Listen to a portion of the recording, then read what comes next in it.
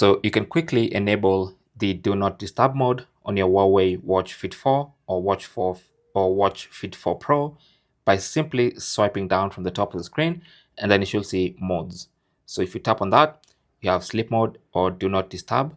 So you can select do not disturb, and it says the watch won't vibrate or ring for notifications except allowed interruptions and alarms or incoming calls. So continue, tap on the check mark, and that's going to enable do not disturb. You can see that that's now purple, and even on the watch face you can actually see the do not disturb icon right at the top there, at the center top position.